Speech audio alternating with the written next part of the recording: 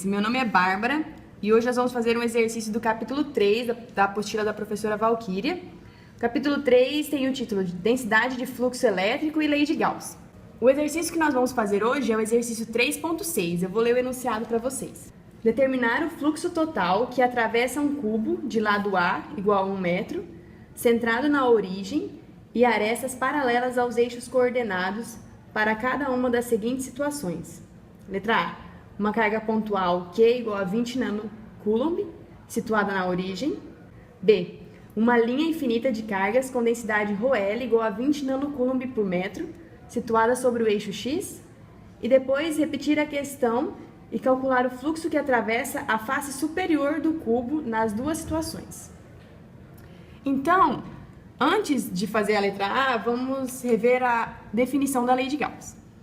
Então, a lei de Gauss diz: o fluxo elétrico líquido que atravessa qualquer superfície fechada é igual à carga total interna envolvida por essa superfície. Então, o fluxo pode ser calculado pela carga interna ou pela integral de superfície de dds. D é a densidade de fluxo. A densidade de fluxo, ela vem da equação ε0 E, que é o campo elétrico. Então, a gente pode ver que o sentido da densidade de fluxo é o mesmo do campo elétrico. Na letra A, o exercício nos diz que nós temos um cubo de aresta igual a 1 metro e ele está situado no centro do eixo cartesiano. Então, isso significa que os lados desse cubo estão a meio metro do centro. E dentro do cubo tem uma carga pontual de 20 nanocoulomb. Bom, a lei de Gauss diz que o fluxo elétrico é igual à carga interna. Então, na letra A, nós podemos concluir que o fluxo total que vai atravessar esse cubo, ele vai ser igual à carga interna. Como a nossa carga é 20 nanocoulomb, temos a resposta da letra A. Bom, na letra B, nós temos uma linha infinita de cargas com densidade ρL igual a 20 nanocoulomb por metro. Ela está situada no eixo X, a gente pode ver. Então, para nós calcularmos o fluxo total que está atravessando esse cubo, nós precisamos calcular a carga interna dessa linha infinita.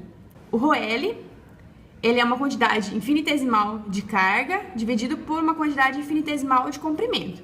Então, para nós calcularmos a carga total dentro do cubo, nós precisamos integrar essa equação, mas nós vamos integrar com limites. Por quê? A nossa linha, a carga interna está limitada pelo cubo.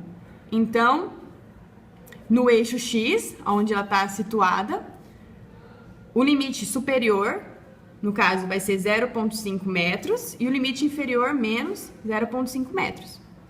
Então, integrando, D vai ser igual a integral de menos meio até meio. ρL, no caso, é 20 nanocoulomb por metro,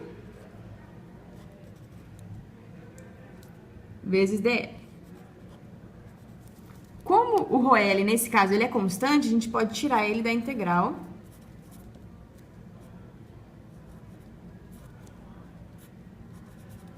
E nós vamos integrar só o dl. A integral de dl é L, ou seja, é o comprimento total que está dentro desse cubo. Então, L, com os limites de menos meio. Então, carga vai ser igual a ρL vezes o comprimento que está dentro do cubo. Como nós temos de menos meio até meio no eixo X, o comprimento total vai ser 1 metro. Por isso que a unidade metro, ela vai estar em cima e embaixo, vai ser eliminada e vai sobrar somente o coulomb como unidade. Por isso nós vamos ter que a carga interna desse cubo vai ser igual a 20 nanocoulomb. Sendo assim, nós achamos a carga interna. Para calcular o fluxo, nós sabemos que o fluxo vai ser igual à carga interna. Então, ficou fácil agora. Então, o fluxo total que está atravessando esse cubo também vai ser igual a 20 nanocoulomb. Bom, na letra A, então, para uma carga pontual 20 nanocoulomb na origem, vamos voltar um pouco ao conceito de campo elétrico e densidade de fluxo. O vetor densidade de fluxo ele tem a mesma direção do campo elétrico. Nós sabemos que numa carga pontual, o campo elétrico ele tem um sentido radial, ou seja, ele está em todas as direções, a gente pode pensar que ele está no sentido do versor AR. Para calcular o fluxo que atravessa só na face superior desse cubo, o que a gente tem que pensar? Bom, essa carga, para calcular o fluxo, nós podemos usar também a integral de superfície da densidade de fluxo pela área. Então, a gente tem que pensar quanto de fluxo vai estar saindo por cada face desse cubo. No nosso caso, a gente quer saber somente da face superior. Então, quanto de fluxo está saindo pela parte superior do cubo. Nesse caso, como a gente disse, o vetor densidade de fluxo ele tem sentido radial, que é o mesmo sentido do campo elétrico. Então, se nós pensarmos no cubo como um todo, essas linhas de fluxo, elas atravessam todos os lados do cubo de forma uniforme. Então, a mesma quantidade que está saindo na face superior, está na face inferior, lateral e nas outras duas. Ou seja, nas 6 faces. Sendo assim, para nós calcularmos o fluxo que está saindo somente na parte superior, como em todas as faces é a mesma quantidade de fluxo que atravessa, basta apenas nós dividirmos o fluxo total. Então, o fluxo pela face superior, ele vai ser igual ao fluxo total, dividido, nesse caso, pelas 6 faces. Então, a gente vai ter, simplificando, 10 dividido por 3 nanocoulomb de fluxo atravessando a face superior. Então, é justamente por isso, porque essa carga tem a densidade de fluxo elétrico dela é uniforme no sentido de AR. Então, a gente pode ver que basta apenas dividir pelo número de faces para a gente descobrir quanto de fluxo está saindo pela face superior.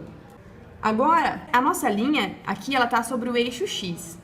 Mas vamos pensar numa linha infinita que esteja sobre o eixo Z.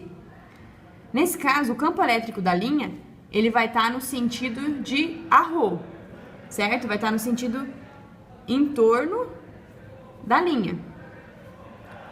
Colocando a linha no eixo X, então, o sentido do campo elétrico e também da densidade de fluxo da linha infinita, ela está no sentido radial, mas se nós pensarmos em 2 dimensões somente. Então, se a linha ela está assim, se a linha está reta, o campo ele vai estar saindo no sentido, nesse sentido, certo? Bom, como a gente disse, para calcular o fluxo, nós podemos calcular a integral de superfície da densidade de fluxo pelo vetor normal à superfície, certo? Então, olhando aqui, nós temos que no caso de quando o vetor densidade de fluxo ele é perpendicular à superfície, ao vetor superfície, não vai ter fluxo saindo por aquela superfície. E no caso que ele for paralelo, vai estar saindo, né, fluxo máximo. E eu estou usando isso para explicar que nesse caso, como a nossa densidade de fluxo ela está no sentido somente em torno da nossa linha imaginária, a gente pode notar que não vai ter fluxo saindo pelas 2 faces do cubo que estão perpendiculares ao eixo X. Essa face e a face que está atrás ali no cubo, no desenho. Então aqui, como o nosso vetor densidade de fluxo ele está num sentido, a gente pode ver que ele está num sentido que vai ser perpendicular à face que está situada em x igual a meio e na outra face que é x igual a menos meio. Então, não vai ter fluxo saindo nessa direção, certo? Todo o fluxo que a gente calculou, ele vai estar saindo ou passando pelas faces laterais do cubo, ou seja, as 4 faces laterais. Então, o fluxo na face superior, ele vai ser a carga interna. Como nós calculamos que a carga interna dessa linha infinita é 20 nanocoulomb, então nós temos 20 nanocoulombs. Como dito, não tem fluxo saindo pela face x igual a meio, aqui, e x igual a menos meio. Então, só nos restaram 4 faces que o fluxo está atravessando. Dessa forma, basta apenas dividir por 4, certo? Então, o resultado, nesse caso, vão ser 5 nanocoulombs. Então, nós temos 5 nanocoulomb atravessando a face superior. Bom, pessoal, por hoje é isso.